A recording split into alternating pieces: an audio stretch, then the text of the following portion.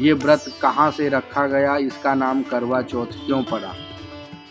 एक तरह से देखा जाए तो करवा माने मिट्टी का बर्तन होता है। उसकी विशेषता चतुर्थी के दिन कार्तिक कृष्ण चतुर्थी को उसका विशेष पूजन होता है, इसलिए भी करवा चौथ इसको कहते हैं। अनुसुईया नाम की देवी ने इसका व्रत किया है। उस समय इसका नाम कर्क चतुर्थी रखा गया। सुशील और श्रेष्ठ वर की प्राप्ति के लिए इस व्रत को रखा था। उस समय तो कर्क चतुर्थी इसको कहते थे, पर धीरे धीरे प्रचलन में आते आते आगे चल के इसको करवा चौथ कह दिया गया।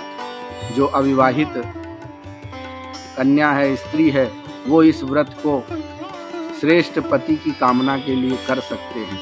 इस व्रत को रखने से जो पतिदेव है उसकी दीर्घायु, नैरुज्य और हर प्रकार की दाम्पत्य जीवन में प्रसन्नता जो है वह प्राप्त होती है।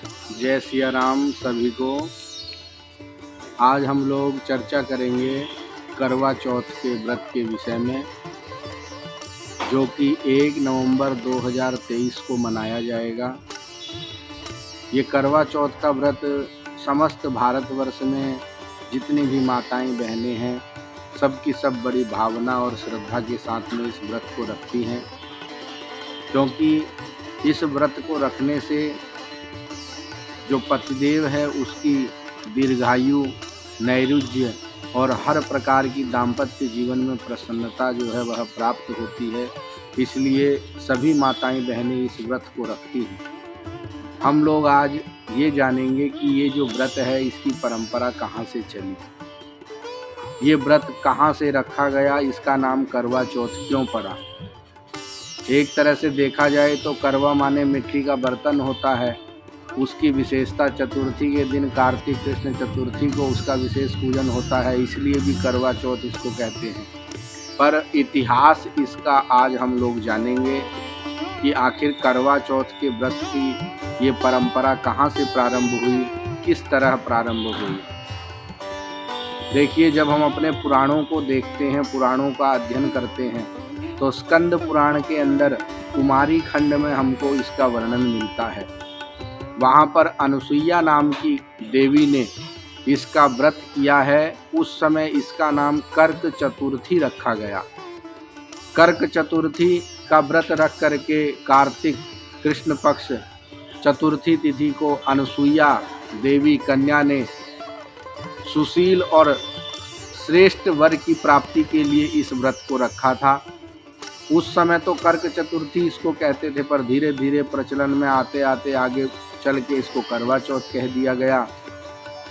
करवा चौथ क्यों कहा गया, इसके पीछे भी एक इतिहास आता है कि एक बार तुंगभद्रा नदी के किनारे एक करवा नाम की स्त्री अपने पति के साथ रहती थी।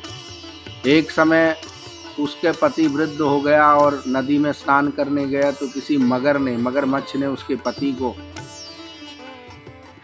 पकड़ लिया, उसके पैर को, और पानी के अंदर घसीट करके ले जाने लगा।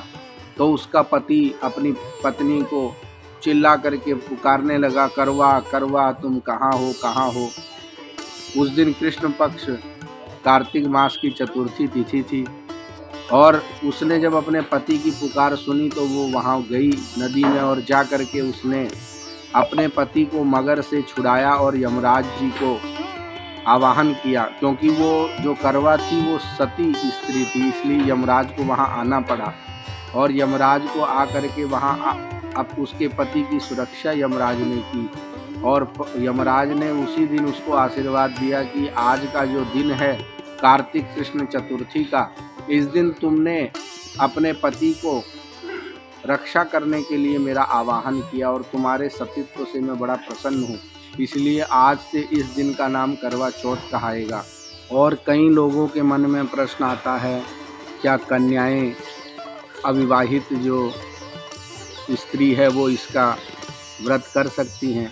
तो जब हम शास्त्र को देखते हैं, कुमारी खंड को, स्कंद पुराण के, उसमें जो अनुसुईया नाम की देवी का वर्णन आया है, उसने तो श्रेष्ठ पति की कामना के लिए ही इस व्रत को किया है।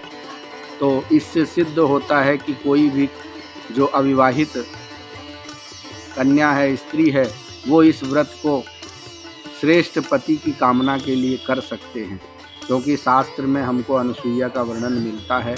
इसलिए सभी माताएं और बहनें इस व्रत को श्रद्धापूर्वक जो भी करते हैं, शास्त्रों में भी ऐसा वर्णन आता है कि उनको उनके पति की दीर्घायु, और जिनका विवाह नहीं हुआ है ऐसी स्त्री जब करती है तो उसको श्रेष्ठ वर की प्राप्ति अवश्य होती है। इस चतुर्थी व्रत की ये विशेषता है। जय सिया राम, जय जय सिया राम।